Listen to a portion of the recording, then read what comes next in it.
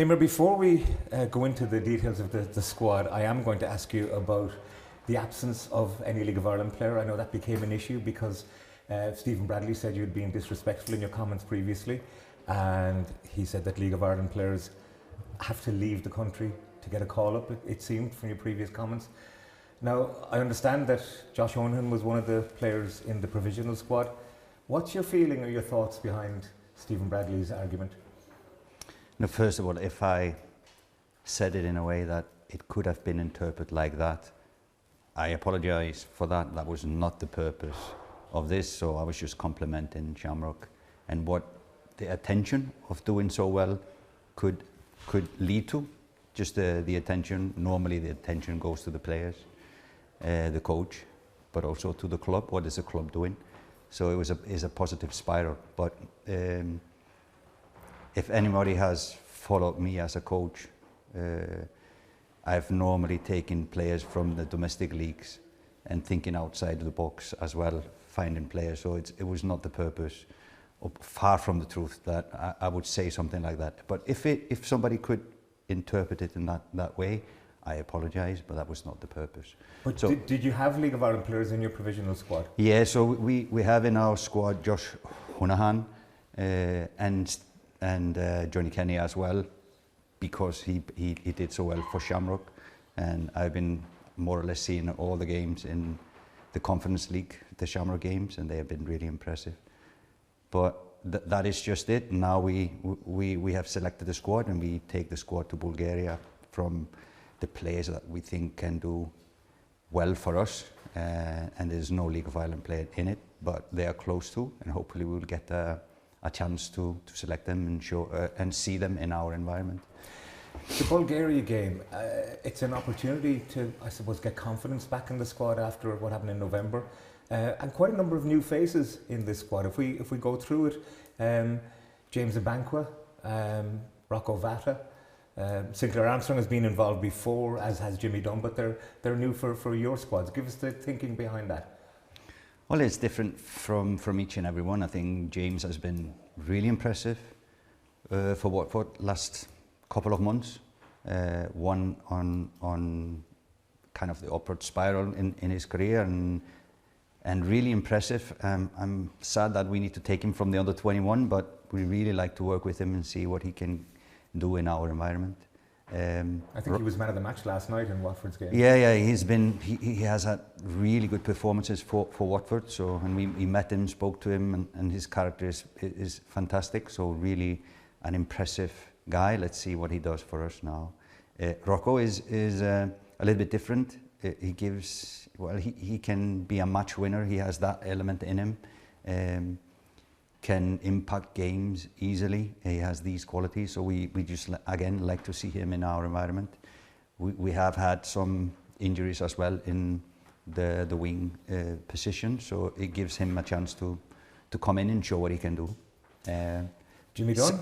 Jimmy Dunn has been really good for Queen Park. I've seen him live, I think 2 or 3 times now, and also man of the match performances for him. He's playing a little bit outside his kind of usual position. He's playing a right back position, which again is good for us to have players that can play both centre defence and full back positions. Yeah, and again, a really good character. He brings physicality, threat in set pieces, so a lot of attributes. And the same for Sinclair, lightning speed, hard-working kid. Gives us a little bit another dimension up front than the players we have. So all exciting players that have been doing really well in their clubs. Does this signal, though, perhaps the beginning of the end for Seamus Coleman, Shane Duffy, players with vast experience, but you've overlooked them for this squad? No, absolutely not. I think everybody has their time, and now it was these players' time. Seamus, of course, has been absent and had not been playing for a long time. I spoke to him yesterday. Obviously, he wants to be involved, like everyone, and was not like happy about it, but understood. And he's now competing the position with Jake O'Brien, who has played really well at Everton, and Doherty played that position really well for Wolves. So I think we are in a good moment and a little bit different moment from my past camps. Now our players are playing day in, day out, so we have good match fitness in the team. Did you consider Seamus's leadership role within the squad, whether you even thought of him as a playing member? Yeah, he would always be up there, and that's why I called him yesterday. Even though he hasn't played for a long time, I still consider him as the captain of the national team, and hopefully I've been unlucky not to have him while I've been here. Only the first game he played a few minutes and then got injured, so I haven't been lucky enough to work with him, but I'm looking forward to do that in the future. Now we are blessed with a lot of good centre halves. Is that perhaps the reason Shane Duffy didn't make it this time? Yeah, and the performance of the other guys we are selecting, so they deserve to be there, I think, the players we have selected. You moved the position, I suppose, of Nathan Collins within the England game, which seemed to work for quite a period of the game. Is that a tactic that you'd be considering against opposition the likes of Bulgaria? Well, it's good to have options, and we have tried different formations since we started, so no, it's good to have also players that can play more than one position, so we can in-game change what we are trying to do and adjust to how the game is going to be played and what the opponents will throw at us. So it's good to have this in-game options.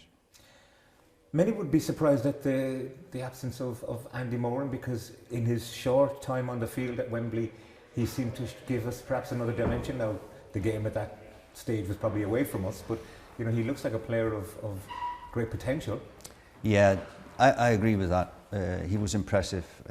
In a tough moment, he came in and took kind of the leadership. He took responsibility. Seemed to be comfortable on the ball under these circumstances. So definitely a player that we think is going to grow with the team into the future. At this moment, we had to leave him out. We have all our players in midfield ready and playing well. So it's a tough competition in the midfield area. This is a game, a playoff that you'd be expected to win. I think Bulgaria are ranked 22 places below us. How do you think we're going to deal with that mentally, as that has been an issue in the past for us? Well, let's see. It's going to be a tough match. I think they have only lost one game since the arrival of the new coach, Iliev. I think they've played 12 games and only lost one. So it shows their strength. Their strength is compactness. They are a physical team, so we kind of have played the game in our mind, selected the players in relation to how we think the game is going to be played. Yeah, it's going to be a tough match. They're a team that is hard to break down, so we know it's going to be a tough one. So it's not like we go in thinking that we should win. They probably think the same way, come in and play in us after their run of good games. So no, it's going to be a tough match and an interesting one. And I think it's good to play a team that is, I would say, kind of equals now at this stage. They are doing really well. Well, we have been up and down a little bit. And I'm going to finish with this, because you did suggest that if anyone took offence at your comments, you apologised. Have you any plans to talk to Stephen Bradley and maybe kind of thrash it out with him? Maybe you and he can kind of be on the same page? Yeah, I'm traveling the country now, so we came from the northwest this week. We stayed in Sligo and Donegal this week, and trying to learn about the country, the people, and especially the players and the coaches. So hopefully we will speak soon, but I hope this is just a misunderstanding, or if I said it in a strange way, but it was meant as a compliment, not as something negative. I think we're all in the same boat. So if the League of Ireland does well, I think that helps the national team, and if the national team does well, it helps the League of Ireland. So I think we're all in the same boat on this one. Heimir, thank you very much. Welcome.